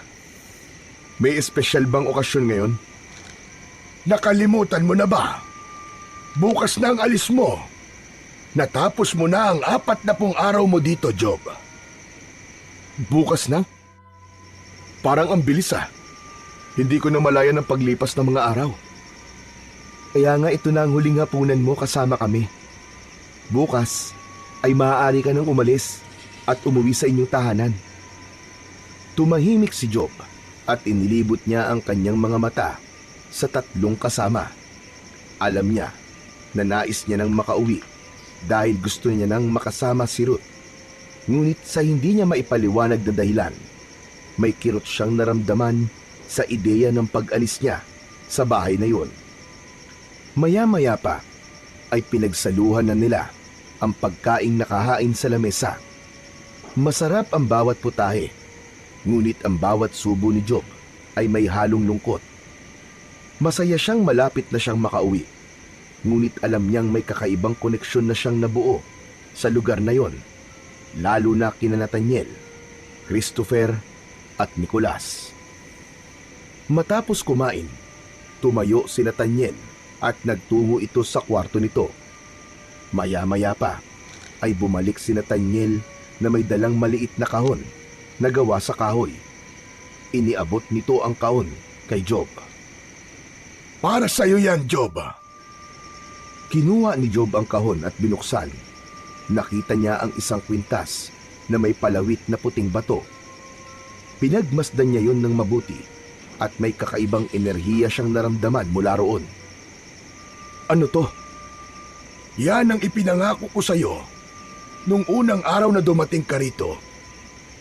Isa yang makapangyarihang mutya. Dahil ikaw na magmamayari niyan. Walang kampon ng kadiliman ang makakatalo sa'yo, Job.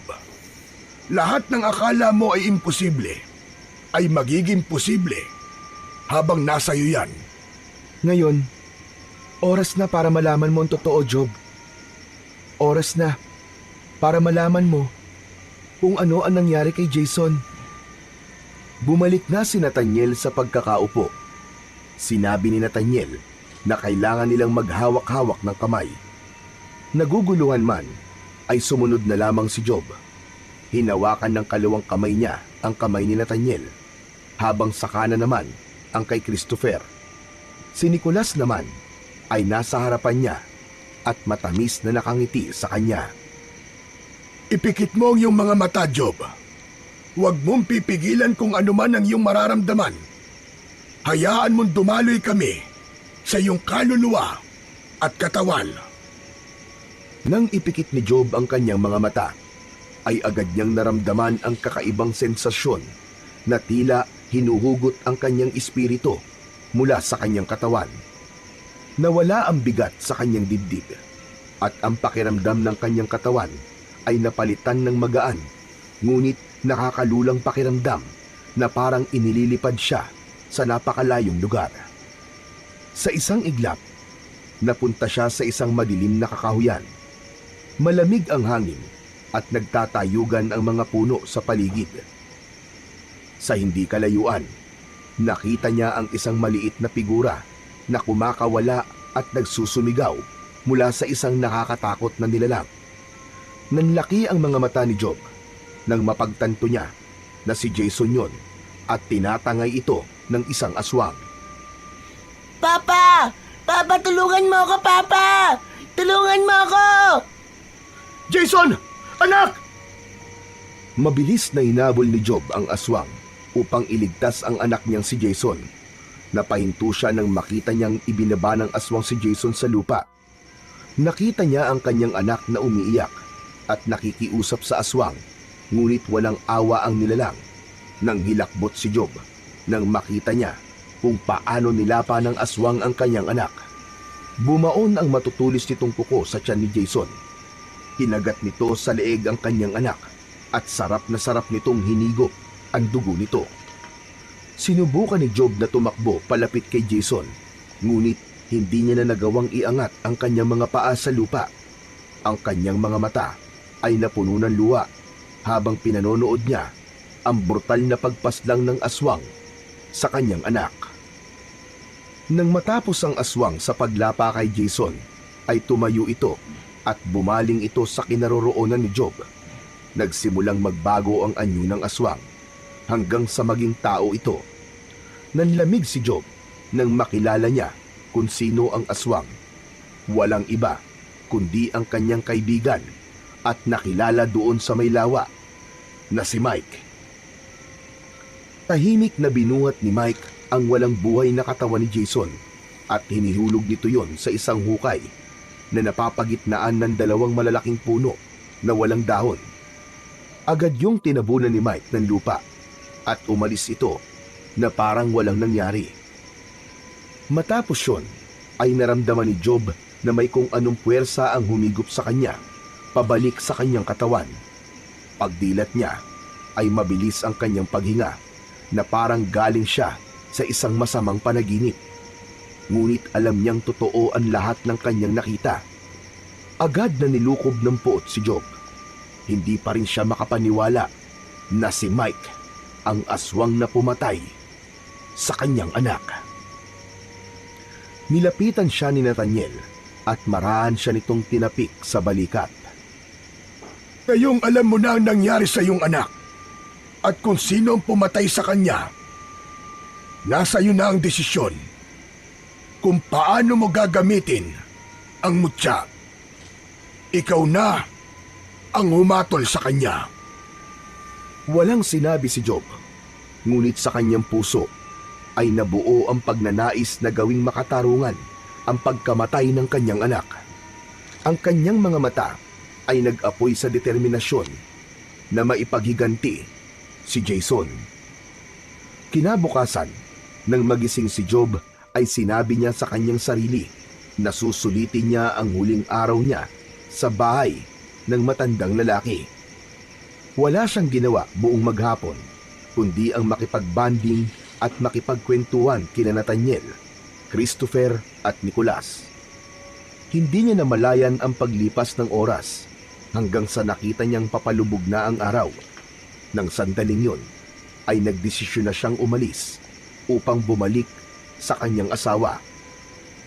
Maya-maya pa, naglakad na si Job papunta sa kanyang pickup truck habang nakasunod sa kanya si Nathaniel. Huminto siya at humarap sa tatlo. Sana, Job, gawin mo kung ano sa tingin mo ang tama. Nakapagdesisyon na po ako. Alam ko na po kung anong dapat kong gawin. Salamat pala sa inyong tatlo. Hindi ko alam kung paano po ako makakabawi sa mga natutunan ko dito. Hindi ko makakalimutan ang 40 araw na nanatili ako rito kasama kayo. Iyakap siya ni Christopher. Sumunod naman si Nicolas. At sa huli, si Nathaniel. Ramdam ni Job ang init ng pagmamahal ng mga ito sa kanya kahit kumalas na sila sa pagkakayakap. Mag-iingat ka, Job. Pwede ba akong bumalik uli dito? Gusto ko ulit kayong makasama kahit ilang araw lang. Kahit hindi ka na bumalik dito, ay palagi mo kaming kasama, Job. Ha? Teka, ano pong ibig niyong sabihin? Sige na, humayo ka na at baka masyado ka nang gabihin sa daan. Paalam, Job. Sana ang mga aral na natutunan mo dito ay magsilbing gabay mo sa iyong buhay. Tumango si Job habang pilit na pinipigil ang namumuong luha sa kanyang mga mata. Pumasok siya sa kanyang sasakyan at agad niya yung pinaandar. Habang nasa daan, naramdaman niya ang bigat ng responsibilidad na nasa kanyang mga kamay dahil sa makapangyarihang mutya na ibinigay sa kanya ng matandang lalaki. Ngunit kasabay ng bigat na yon ay ang determinasyon na gawin ang sa tingin niya ay tama. Hindi lang para sa kanyang anak, kundi para sa lahat ng maaaring maapektuhan ng kanyang mga susunod na hakbang. Makalipas ang isang oras, ay tuluyan ng kumalat ang dilim sa paligid. Patuloy pa rin sa pagmamaneho si Job. Hawak niya ang manibela gamit ang kaliwang kamay, habang ang kanang kamay naman ay nakahawak sa mutya na nakasabit sa kanyang leeg. Bumalik sa kanyang alaala ang pagpatay ni Mike sa kanyang anak. Pakiramdam niya ay habang buhay yun mananatili sa kanyang isipan. Naramdaman niya ang pag-apaw ng galit sa kanyang dibdib. Sa gitna ng kanyang pagmamaneho ay may isang batang lalaki ang biglang lumitaw sa gitna ng daan. Labis na nagulat si Job at agad niyang kinabig ang manubela papunta sa kanan upang maiwasan ng bata. Pero hindi pa man siya nakakabawi sa pagkabigla nang tumambad naman sa unahan niya ang malaking puno na nasa gilid ng daan. Labis siyang kinilabutan dahil alam niyang nangyari na ang bagay na yon bago niya narating ang bahay ng matandang lalaki. Agad niyang tinapakan ng preno, ngunit hindi yun kumagat. Kahit anong tapak ang gawin niya roon, ay hindi huminto ang sasakyan niya. Kasunod noon ay malakas na bumangga ang harapan ng sasakyan ni Job sa may puno. Humampas ng malakas ang ulo ni Job sa manibela at agad na nagdilim ang kanyang paningin hanggang sa tuluyan na siyang mawalan ng ulirat. Marahang iminulat ni Job ang kanyang mga mata, ang puting kisame ng ospital at ang malamlam na liwanag ng ilaw ang agad na bumungad sa kanya. Mabigat ang kanyang ulo at masakit ang bawat galaw ng kanyang katawan. Job! Job, salamat sa Diyos at nagising ka na. Ruth, ano nangyari? Bakit ako nandito? May tumawag sa akin mula sa ospital. Ang sabi nila, bumangga raw ang sasakyan mo sa puno. Halos mabaliw ako sa pag-aalala sa iyo, Job. Agad na bumalik sa alaala ni Job ang eksenang bumangga siya sa malaking puno matapos iwasan ang batang biglang lumitaw sa daan. Pero, bakit ka ba biglang umalis? Hindi ka man lang nagpaalam sa akin. Hindi mo man lang sinabi sa akin kanina kung saan ka pupunta. Nilukob ng pagkalito si Job sa sinabi ni Ruth. Ano? Ano ka mo? Kanina? Ano bang sinasabi mo, Ruth? Hindi ba't 40 araw ako nawala? Anong sinasabi mo, Job? Baka epekto lang yan ng gamot na itinurok sa'yo. Sandali, tatawagin ko lang ang doktor. Tumayo si Ruth at nagmamadaling lumabas ng silid upang tawagin ang doktor. Naiwang mag-isa si Job at pilit na iniintindi ang mga sinabi ng kanyang asawa. Panaginip lang ba ang lahat? Isang araw lang pala ako nawala. Napahawak si Job sa kanyang leeg. Doon niya naramdaman ang malamig na bagay na nakasabit doon. Nang tignan niya yon, tumambad sa kanya ang mutya na ibinigay ni Nathaniel. Namilog ang kanyang mga mata at mabilis na nagbalik sa kanyang alaala ang lahat. Ang 40 araw na kasama niya sina Nathaniel, Christopher at Nicholas. At ang pagkakatuklas niya sa tunay na nangyari kay Jason ay hindi isang panaginip, kundi isang realidad. Hindi panaginip ang lahat ng yun. Hindi ako maaaring magkamali. Totoo ang lahat ng yun. Totoo nangyari. At si Mike, kailangan niyang magbayad sa ginawa niya sa anak ko. Kahit masakit, ay inalis ni Job ang nakakabit na swero sa kanyang kamay. Bumaba siya sa kama at naglakad palabas ng silid na yon, kahit nanginginig ang kanyang mga tuhod. Nang makalabas siya sa kwarto, sinilip niya ang paligid upang tiyakin na walang makakahalata sa kanya. Tumakas siya mula sa ospital, bit-bit ang matinding kagustuhang harapin si Mike at makuha ang hustisyang nararapat para kay Jason. Hindi na alam ni Job kung paano siya nakarating sa harap ng bahay ni Mike. Ilang minuto siyang nakatayo roon bago siya kumatok ng malakas. Agad na bumukas ang pinto at bumungad sa kanya si Mike na halatang nagulat nang makita siya. Job, anong ginagawa mo rito? Akala ko ba nasa ospital ka? Papunta na nga sana ako doon para dalawin ka eh. Pwede ba akong pumasok? Oo naman. Halika, pasok ka. Pasok. Matapos makapasok ni Job, ay isinarado ni Mike ang pinto. Mabilis na sinunggaban ni Job si Mike. Sinakal niya ito at mariin niyang isinandal sa dingding. Nanlaki ang mga mata ni Mike. Nagtangka itong kumawala. Ngunit parang bakal ang mga kamay ni Job na nakapalibot sa leeg nito. Job! Anong ginagawa mo, Job? Naramdaman ni Job ang kakaibang lakas na dumadaloy sa kanyang katawan mula sa mutya. Pakiramdam niya ay kaya niyang patayin ang kahit na sinong halimaw o aswang ng sandaling yon. Doon niya napatunayan na totoo ang kapangyarihan ng mutyang ibinigay sa kanya ni Nathaniel. Alam ko na ang totoo, Mike. Ikaw ang pumatay sa anak kong hayop ka. Ikaw ang aswang na pumatay kay Jason. Saan ka kumuha ng lakas ng loob para makipagkaibigan sa akin pagkatapos mong patayin ang anak ko? Anong klaseng demonyo ka? Sa isang iglap, nagbago ang anyo ni Mike. Ang kanyang balat ay naging magaspang at nagkaroon ng makapal na balahibo. Ang mga mata nito ay nagkulay pula at nanlisik. Naging matutulis ang mga ngipin at ang mga kuko nito. Sa isang malakas na paggalaw, nagawang makawala ni Mike sa pagkakasakal ni Job. Hindi mo naiintindihan, Job. Hindi mo naiintindihan kung bakit kayo nagawa. Wala akong kontrol sa tuwing nagiging aswang ako. Atawarin mo ko kung si Jason ang naging biktima ko ng gabing yon. Papatayin kitang hayop ka! Papatayin kita! Agad na sinugod ni Mike si Job, ngunit bago pa ito makalapit, ay mabilis na itong sinalubong ng malakas na suntok ni Job. Tinamaan si Mike sa dibdib at napaatras ito. Bakas sa mukha nito ang pagtataka sa lakas na ipinakita ni Job. Nagpatuloy ang laban ng dalawa. Sa bawat galaw ni Mike bilang aswang, mabilis siyang nasasalubong ng mas matinding suntok at sipa mula kay Job. Hindi nakaporma si Mike. Ang bawat atake nito ay walang epekto kay Job, na waring naging immortal dahil sa mutya. Nang humandusay sa sahig si Mike, ay paulit-ulit itong sinuntok ni Job sa muka. Ang galit sa kanyang puso ay parang apoy na hindi kayang apulahin. Ngunit natigilan si Job nang makita niya si Jason sa kanyang harapan.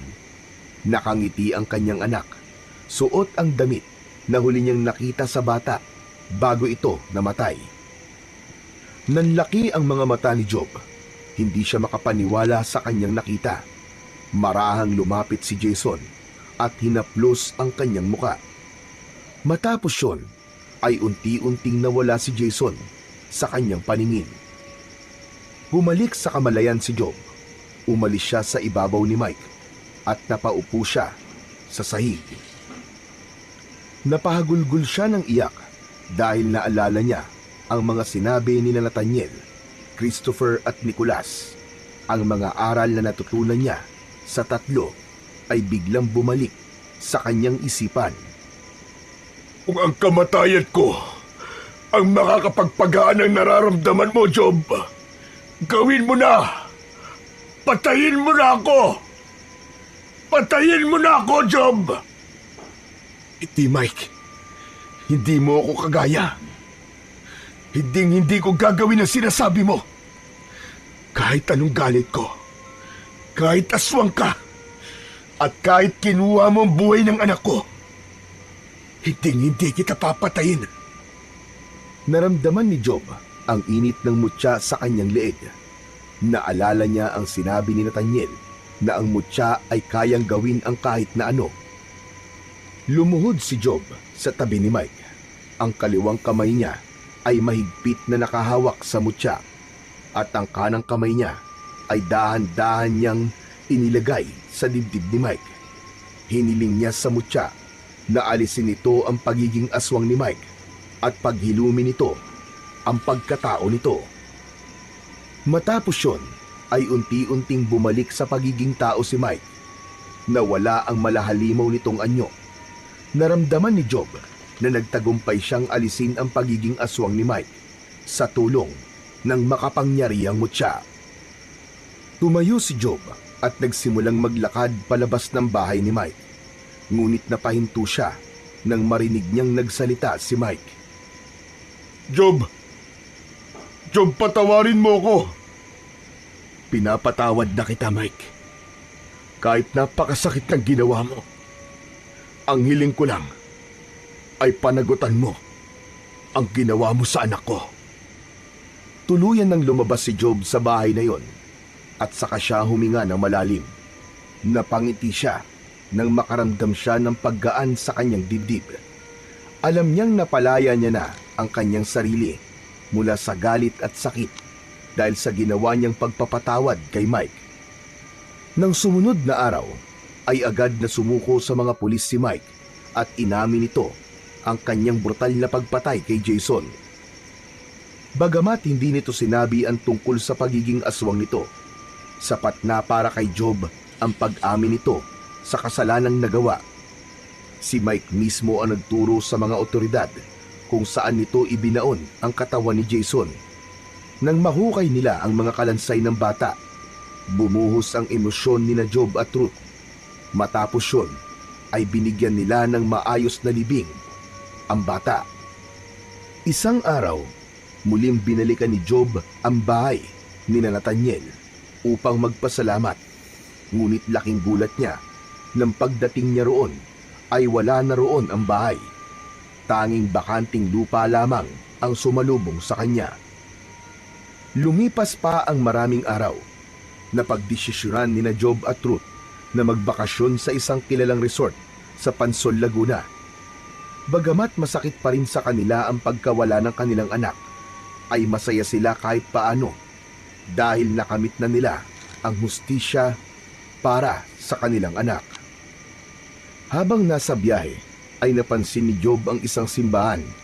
Hindi na siya nagdalawang isip na huminto sa harapan nun. Nagtataka naman na napatingin si Ruth kay Job.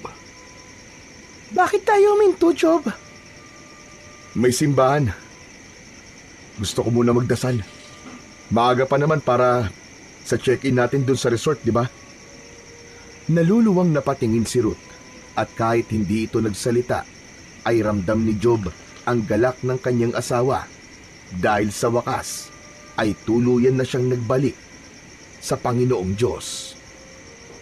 Bumaba na ang dalawa sa sasakyan at magkahawak kamay silang pumasok sa loob ng simbahan.